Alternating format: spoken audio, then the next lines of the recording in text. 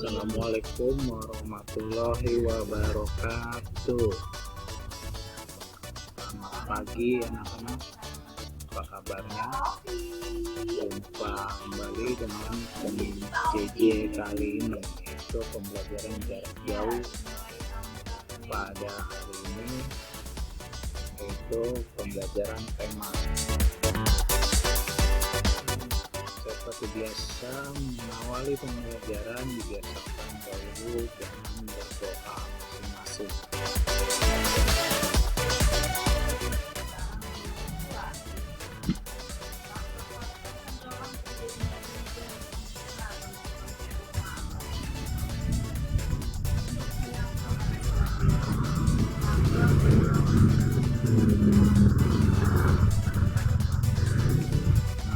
Untuk pembelajaran kali ini kita akan masuk ke tema yang baru, yaitu tema 7, dimana sudah download bukunya, diharapkan sudah semua ya, yaitu tema 7, peristiwa dalam kehidupan. Kita mengawali subtema yang pertama, judul peristiwa kebangsaan masa penjajahan. Pembelajaran yang pertama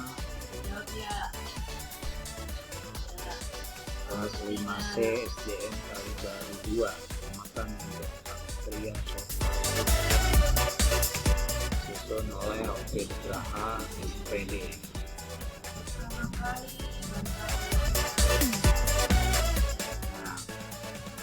Tema 7, peristiwa dalam kehidupan. Ini melambangkan seorang anak yang sedang membuang air ke dalam wadah. Sepertinya sedang ingin membuat es di dalam kulkas es batu. Subtema yang pertama untuk muatan IPS. Muatan IPS adalah pembelajaran yang pertama masa penjajahan bangsa Eropa di Indonesia. Penjajahan samudra yang dilakukan pada abad ke-15 menjadi salah satu alasan mengapa bangsa Eropa mendatangi negeri Timur yang memiliki kekayaan alamnya termasuk Indonesia. Hal ini terjadi untuk mewujudkan tujuan utama dari penjelajahan samudra. Tujuannya yaitu ada 4 ya. Yang A, glory, world, gospel, dan mencari rempah-rempah.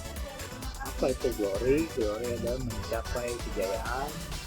Gold itu apa? Memiliki kekayaan. Gospel adalah menyebarkan agama.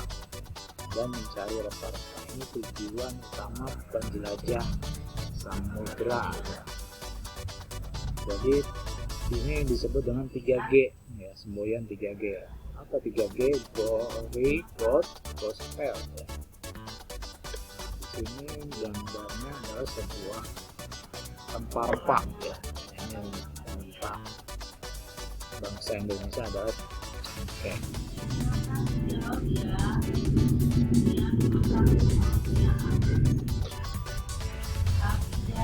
Lanjut untuk muatan bahasa Indonesia. Untuk muatan bahasa Indonesianya adalah mencermati informasi penting dalam teks narasi sejarah. Apa itu teks narasi sejarah?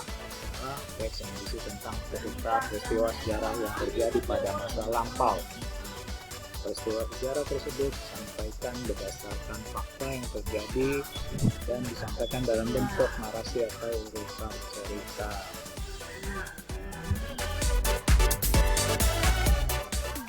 Melalui teks narasi sejarah, kami dapat mengetahui berbagai peristiwa sejarah yang pernah terjadi di Indonesia atau di negara lain. Untuk mengetahui informasi peristiwa sejarah tersebut, kami dapat mencermati dan menggali isi teks dengan berbagai cara, seperti menjawab pertanyaan yang bisa Apa bangsa Eropa untuk bahasa Indonesianya. Kemudian untuk muatan IPA-nya, yaitu kita mempelajari tentang sifat-sifat benda. Sifat bendanya adalah berupa padat, cair, dan gas. Perhatikan sifat-sifat dari ketiga wujud benda berikut. Ada wujud benda padat, cair, dan gas. Ciri-cirinya, benda padat apa ciri-cirinya? Yaitu memiliki bentuk dan volume yang tetap dan tidak mengikuti bentuk dan wadahnya, jadi dia tetap. Ciri yang kedua, zat penyusunnya sangat rapat. Ketiga, gaya tarik zat penyusunnya sangat kuat. Ciri benda cair adalah memiliki bentuk yang berubah-ubah sesuai bentuk wadahnya, contohnya air ya. Kalau airnya di wadahnya kecil, ya airnya juga kecil, dan besar airnya juga besar. Yang kedua, mengalir dari tempat yang tinggi ke tempat yang rendah. Yang ketiga, menekan ke segala arah. Keempat, dapat meresap melalui cairan kecil. Ciri gas adalah pertama, memiliki bentuk yang tidak tetap. Dia tidak tetap. Mengisi seluruh ruang yang ditempati. Menekan ke segala arah. Bentuk sesuai wadah. Jadi dia sesuai wadahnya. Zat penyusunnya sangat berjauhan. Contoh benda padat apa saja, pertama pensil, penggaris, penghapus, dan kerikil, dan lain-lain banyak ya, meja, kursi, benda padat. Benda cair contohnya adalah air, sirup, susu, dan minyak.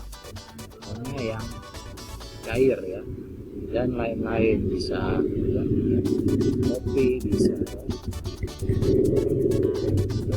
Ciri contoh gas adalah oksigen, uap air, aroma masakan, dan pewangi. Dan contoh lainnya bisa parfum, itu yang berbau gas ya, atau minyak wangi.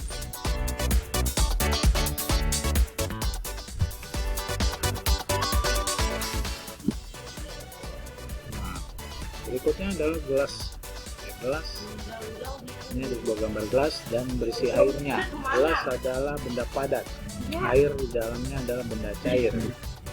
Bentuk air mengikuti ya bentuk wadah yang ditempatinya.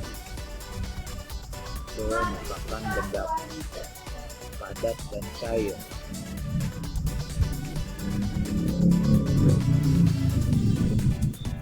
Untuk pelajaran yang pertama, penjelasan materi singkatnya. Sekarang coba kita lihat pada buku paket masing-masing.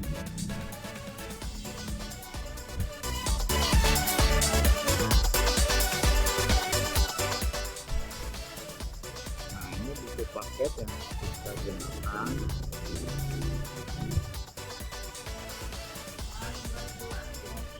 Tema 7, kelas 5 ya, peristiwa dalam kehidupan.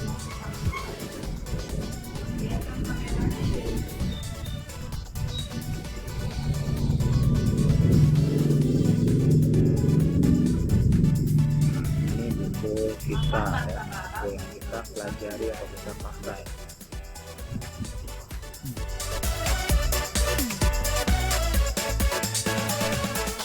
Langsung saja dilihat halaman yang pertama untuk tema 1, pembelajaran pertama. Ya, ini tema 1, peristiwa kebangsaan masa penjajahan. Di buku paket kita di sini disuruh memberikan centang atau silang, peristiwa menyenangkan, silang tidak menyenangkan. Kalian pasti tahu yang menyenangkan gambar yang mana ya. Saja sama-sama ini menyenangkan, ini itu tidak korban sakit, ini terjatuh tidak silang, ini menyenangkan silang, ini banjir untuk silang, ini berkebun binatang menyenangkan. Itu yang menyenangkan dan tidak menyenangkan. Pembelajaran pertamanya lanjut. Di sini ada sebuah penjajahan, bukannya rempah-rempah. gambar rempah-rempah cengkeh, ini gambar cengkeh. Rempah-rempah begitu melimpah di Indonesia, dapat mensejahterakan masyarakat Indonesia pada saat itu ya. Kemudian bangsa-bangsa Eropa juga berusaha untuk menguasainya, mengambil rempah-rempah dari Indonesia.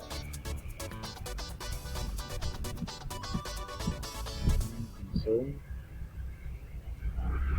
salah satu peristiwa tidak menyenangkan yang dialami bangsa Indonesia adalah penjajahan yang berlangsung lama. Jadi kita dijajah oleh bangsa asing cukup lama sekali ya, masalah 350 tahunan. Ini penjelasan canggih, kan dibaca saja nanti. Nah, peristiwa kedatangan bangsa Barat, ini faktornya, penjelasannya yang tadi Bapak jelaskan secara singkat ya. Nanti dibaca saja, ada God, Glory, Gospel ya. Itu artinya ada.